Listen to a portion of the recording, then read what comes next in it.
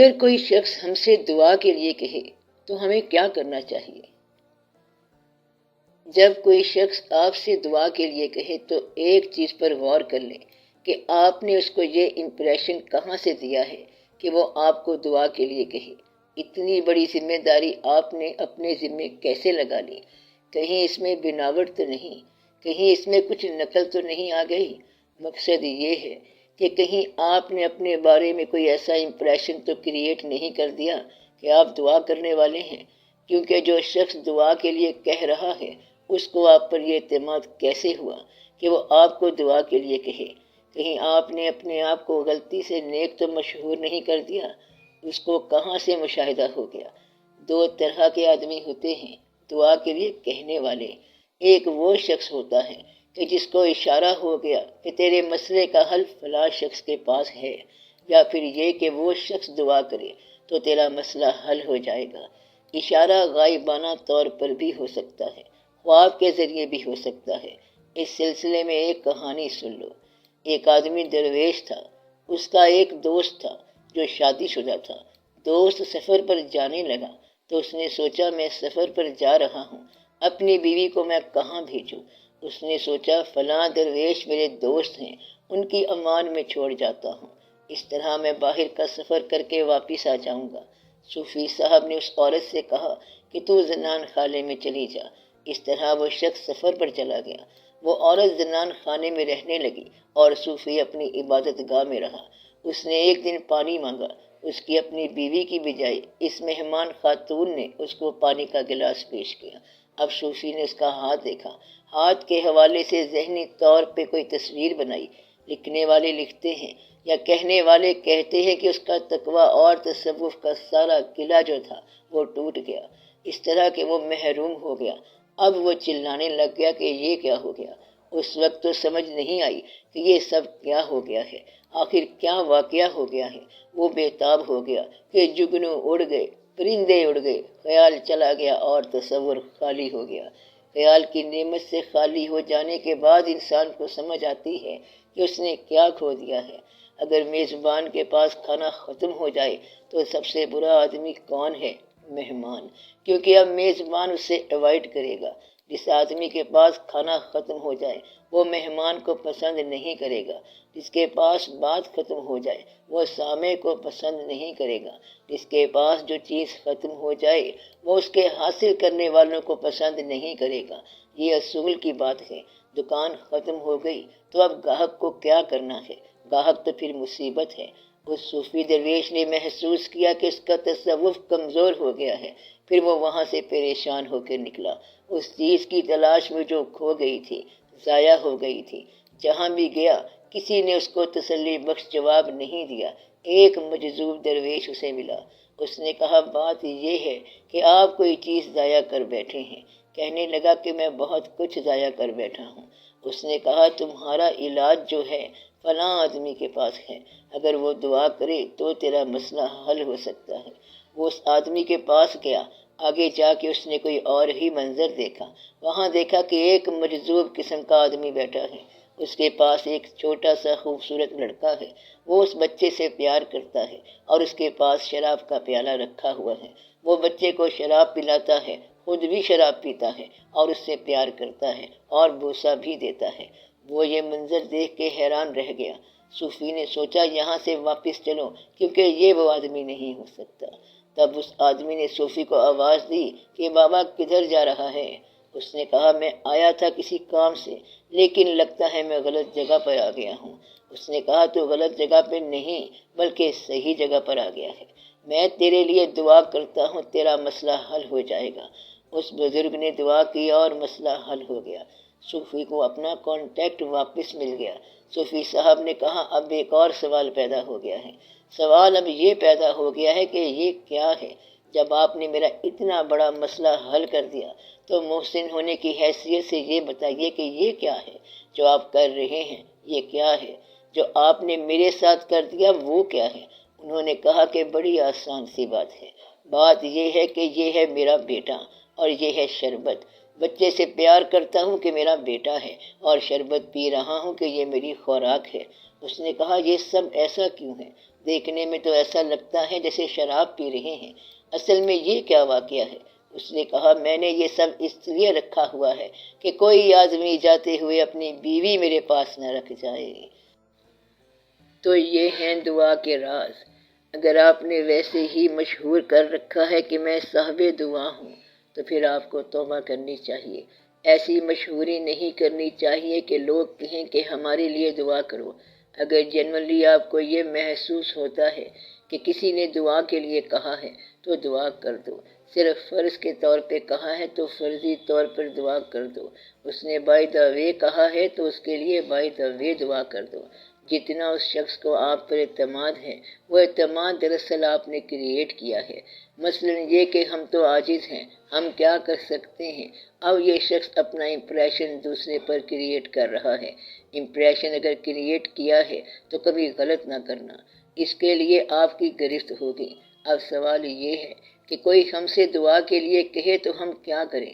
تمہیں دعا کے لیے کیوں کہے کوئی؟ سوال یہ ہے، اس فلاں شخص کو تو نہیں کہتے دعا کے لیے، اس دوسرے شخص کو تو نہیں کہتے دعا کے لیے، اور تمہیں کیوں کہتے ہیں؟ اگر کوئی امپریشن کریٹ کیا ہوا ہے تو اس کے لیے جواز مہیا کرو۔ ہم کسی سے دعا کے لیے اس وقت کہتے ہیں جب کوئی مسئلہ اتنا تیز ہو جائے کہ ہمیں سمجھ نہ آئے کہ کس سے کہیں۔ مجبور آدمی ہر ایک سے دعا کے لیے کہتا ہے، ہر ایک سے اس لیے کہتا ہے کیونکہ اس کو پتہ نہیں ہوتا کہ اصل میں کس سے کہنا ہے۔ انسان خدا کی تلاش میں کبھی خانقاہ کے پاس چلا جاتا ہے، تلاش خدا کی بتاتا ہے اور مسئلہ اس کی صحت کا ہوتا ہے۔ چاہیے کیا؟ شفا۔ گیا کہاں؟ خانقاہ میں، یا کسی بندے کے پاس، یا ڈاکٹر کے پاس، یا حکیم کے پاس۔ گویا کہ تکلیف والا آدمی بلا وجہ بھی آپ سے دعا کے لیے کہہ سکتا ہے۔ جب آپ کو تکلیف ہوتی ہے تو آپ دعا کا سہارا لیتے ہیں جو کہ دراصل خدا کا سہارا ہے۔ دعا کے لیے کسی کو کہنے کا مطلب یہ ہے کہ خدا کے لیے درخواست ہے کہ اگر اللہ سے تمہارا تعلق ہے تو تم میرے لیے دعا کرو۔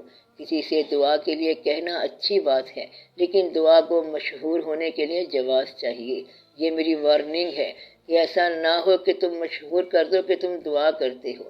باقی جہاں تک دعا کا تعلق ہے تو اللہ تعالیٰ کا حکم ہے کہ دعا کرنے سے مسائل حل ہو جاتے ہیں۔ آدھی زندگی کی مشکل تو دعا سے ہی حل ہو جاتی ہے، باقی کوشش سے ہے۔ اس بات کو آپ یوں کہہ لو کہ زندگی میں دو چیزیں ہیں، ایک کوشش ہے اور ایک نصیب ہے۔ کوشش سے بہت کچھ حاصل ہوتا ہے، لیکن جو بنیادی نصیب ہے یہ دعا کا حصہ ہے، دعا کی تاثیر ہے، یہ کوشش سے حاصل نہیں ہوتا۔ کوشش سے آپ کوئی اچیومنٹ کر لو گے، لیکن دوسرے شخص کا دل مائل ہونا نصیب کی بات ہے۔ سفر کا انجام اچھا ہونا نصیب کی بات ہے۔ اس منزل پر جانے والے کئی مسافر راستے میں رک گئے۔ آفاق کی منزل سے گیا کون سلامت، اسباب لٹا راہ میں یہاں ہر سفری کا۔ تو کوئی لوگ راستے میں رہ گئے۔ نصیب جو ہے یہ دعا سے بنتا ہے۔ کامیابیاں بے شک کوشش سے بنتی جائیں، مگر وہ کامیابیاں جو کوشش سے بنتی ہیں بعض اوقات نصیب کے برعکس بھی ہو سکتی ہیں۔ بات سمجھ میں نہیں آئی کیا؟ یہ بہت غور کرنے والی بات ہے کہ ایک آدمی اپنے مقصد میں کامیاب ہو گیا اور کامیاب ہوتے ہی زندگی میں فیل ہو گیا۔ کبھی ایسی مثالیں دیکھی ہیں آپ نے؟ تاریخ عالم میں دیکھا ہوگا اور تاریخ پاکستان میں دیکھا ہوگا کہ مقصد کامیاب ہو گیا اور زندگی ناکام ہو گئی۔ اگر گنہگار کا مقصد کامیاب ہو جائے تو وہ گنہگار ہو جاتا ہے، اور مقصد ناکام ہو جائے تو گناہ سے بچ جاتا ہے۔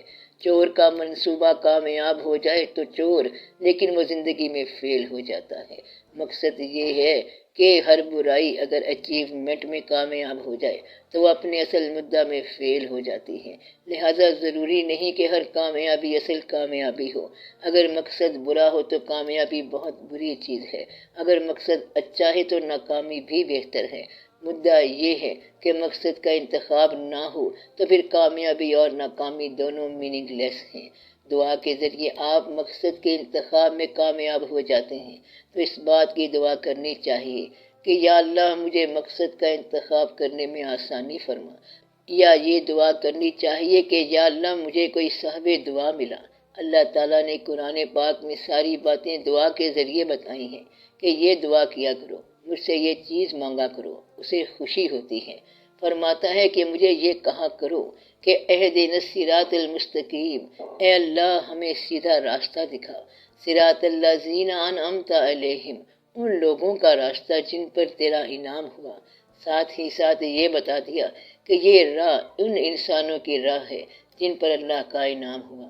گویا کہ جب اللہ مہربان ہو جائے تو انسانوں کی راہ سمجھ آ جاتی ہے۔ یہ تو نہیں ہو سکتا کہ اللہ کی راہ ہو اور کوئی آدمی چلا نہ ہو، آج تک کوئی نہ کوئی ضرور چلا ہوگا۔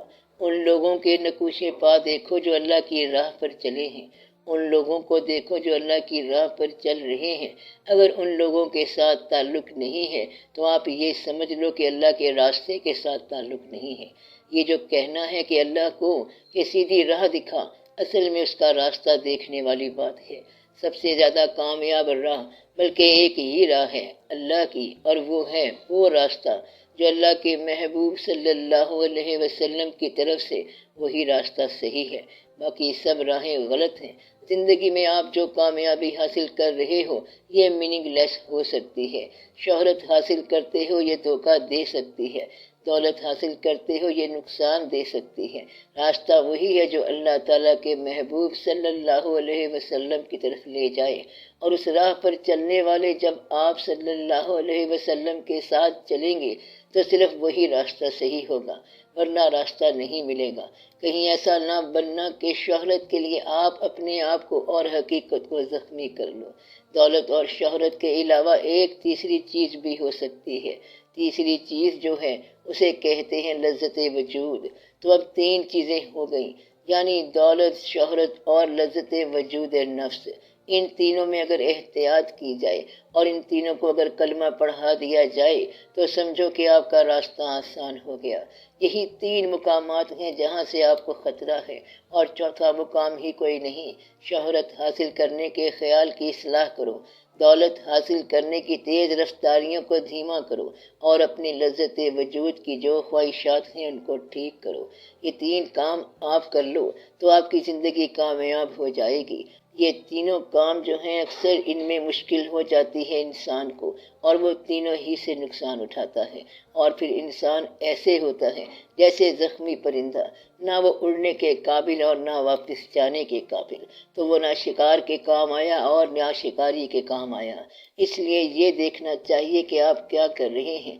جب کوئی دعا کے لیے کہے تو آپ دیکھو کہ اس نے کیوں کہا۔ اگر کوئی تعلق کے بغیر دعا کے لیے کہتا ہے تو وہ ایسے ہی سرسری کہہ رہا ہے۔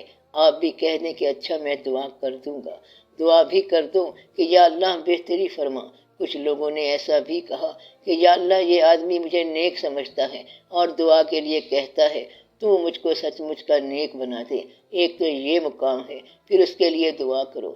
یہ بھی ہو سکتا ہے کہ آپ کسی کے لیے دعا کریں اور پھر اللہ تعالیٰ فرمائے کہ تو اس شخص کے لیے دعا کر رہا ہے جو میرا باغی ہے اور میری بات نہیں مانتا۔ جب تک وہ اللہ کے ساتھ تعلق نہ بنائے تو اللہ کیسے اس کی بات مانے؟ کوئی شخص ایسا نہیں ہو سکتا جو کسی باغی کے لیے اللہ تعالیٰ سے دعا کا جواب لا سکے۔ دعا یہ ہو سکتی ہے کہ اللہ تعالیٰ باغیوں کو اطاعت میں لے آئے تاکہ ان کی دعائیں منظور ہو جائیں۔ دعا اس شخص کی منظور ہوتی ہے جو تمہاری بغاوت دور کرے اور تمہاری اصلاح احوال کرے تاکہ تم بھی اللہ کی راہ پر چل پڑو، ورنہ یہ رواج بن جائے گا، یہ صرف رسم بن جائے گی اور رواج بن جائے گا کہ باغی کو فیض دیا جائے۔ ایسا تو ہوا نہیں ہے آج تک، باغی کو فیض نہیں ملا آج تک۔ اس پہ ذرا صاحبان فکر غور کریں کہ پاکستان میں لاکھوں کے حساب سے پیر خانے ہیں، اور انہیں دیکھا جائے تو وہی کام کر رہے ہیں جو بزرگوں نے کیا، دعا کرتے ہیں اور دعا دیتے ہیں۔ جہاں قوالی ہوتی تھی وہاں قوالی جاری ہے، جہاں محفل ذکر تھی وہاں محفل ذکر جاری ہے، ہر وہ کام ہو رہا ہے۔ اب ایک شخص پیر صاحب کے پاس گیا کہ جناب دعا کریں، تو انہوں نے دعا کر دی۔ فرض کرو دعا منظور ہو گئی، اور اگر بچے سے قتل ہو گیا اور بچے کی ماں نے پیر صاحب سے کہا کہ آپ دعا کریں میرا بیٹا بری ہو جائے، پیر صاحب نے جنرلی دعا کی اور بیٹا بری ہو گیا۔ اب مقتول کا حق جو ہے وہ کدھر گیا؟ آپ بات سمجھ رہے ہیں نا؟ اس لیے دعا کرنے والا یہ خیال کرے کہ اس کی دعا کرنے کے عمل سے کسی اور کا حق نہ ختم ہو جائے، کہیں ایسا نہ ہو کہ دعا کے پورا ہونے سے کوئی اور شخص کسی چیز سے محروم ہو جائے۔ عام طور پر یہاں آ کر دقت پیدا ہوئی کہ مشائخ نے ہر ایک کے لیے دعا کر دی، ہر ایک کے لیے دعا اور ناجائز خواہش کے لیے دعا۔ آ کر کہتے ہیں کہ نمبر نکل آئے، کوئی لاٹری نکل آئے۔ اگر جینوئن دعا کر دی اور لاٹری نکل آئی تو پھر یہ سارا نظام ہی غلط ہو گیا۔ لوگ آ کر کہتے ہیں کہ دعا کرے کہ گھوڑا ڈربی ریس جیت جائے۔ دعا کا مقام یہ ہے کہ اللہ اور اللہ کے حبیب صلی اللہ علیہ وآلہ وسلم کے بتائے ہوئے راستے پہ چلنے والوں کو جب کوئی بات سمجھ نہ آئے تو دعا کے ذریعے اس کا حاصل انہیں لا دو۔ اس کے علاوہ جو بات ہے وہ دعا کا مقام نہیں ہے۔ جس ذات سے دعا کر رہے ہو اس ذات نے راستہ بتا دیا ہے، اس راستے کے مطابق چلو۔ دعا کا یہ مقام ہے کہ دعا اللہ کی طرف لے جاتی ہے اور اللہ سے تاثیر لاتی ہے۔ ایک شخص جو یتیم کا مال ہضم کر گیا کہتا ہے کہ دعا کرو کہ بس اللہ مجھ پر رحم کرے۔ اللہ تجھ پر تب رحم کرے گا جب تو یتیم کا مال واپس کر دے گا۔ اب تو ظلم کرنے کے بعد رحم مانگ رہا ہے تو یہ تو بڑی غلط بات ہے۔ اس لیے دعا کے پردے میں بڑے ظلم ہوتے رہے ہیں۔ اللہ تعالیٰ رحم فرمائے۔ اب آپ دعا کرنی بند ہی کر دو۔ اب آپ جنرل دعا کرو، قوم کے لیے دعا کرو، ملت کے لیے دعا کرو کہ یہ بچ جائے، اور وہ لوگ جنہوں نے ملک کو کھایا ان کے لیے دعا کرنی چاہیے کہ یا اللہ یہ حصہ ان کو ہضم نہ ہو۔ دعا کرو کہ جس نے یتیم کا مال کھایا ہے اس کو ہضم نہ ہو، اس کو خود ہی پیٹ میں درد ہو تاکہ یہ واپس کر دے۔ ایک دوسرے کا مال ہضم کرنے کی بجائے اس کی عادت اب بدل جائے گی۔ آپ ایک دوسرے کے مال نہ کھایا کرو، مال یتیم نہ کھاؤ، ایک دوسرے کا مال بھی نہ کھاؤ اور دھوکہ نہ کرو۔ جتنی باتیں اللہ تعالیٰ نے منع کی ہیں ان باتوں سے بچو۔ پھر دعا کا مقام یہ ہے کہ جہاں کوشش نہیں پہنچاتی وہاں دعا پہنچائے گی۔ مریض کوشش کر کے تھک چکا ہے، ڈاکٹر دوا دے چکے ہیں اور اب دعا کی ضرورت ہے، یا پھر وہ آدمی دعا کرے جو ڈاکٹر کے پاس شروع سے ہی نہ جائے۔ وہ کہہ سکتا ہے کہ دیکھا جائے گا۔ دعا کے ذریعے چلنے والے بے شمار لوگ ہیں جنہوں نے آج تک ڈاکٹر کی ایک گولی بھی نہیں کھائی۔ وہ دعا کے قائل ہیں اور دعا کو مانتے ہیں۔ اس لیے یہ دیکھو کہ اللہ کے ساتھ تمہارے تعلق کی جتنی رینج ہے اتنی ہی دعا کی رینج ہے۔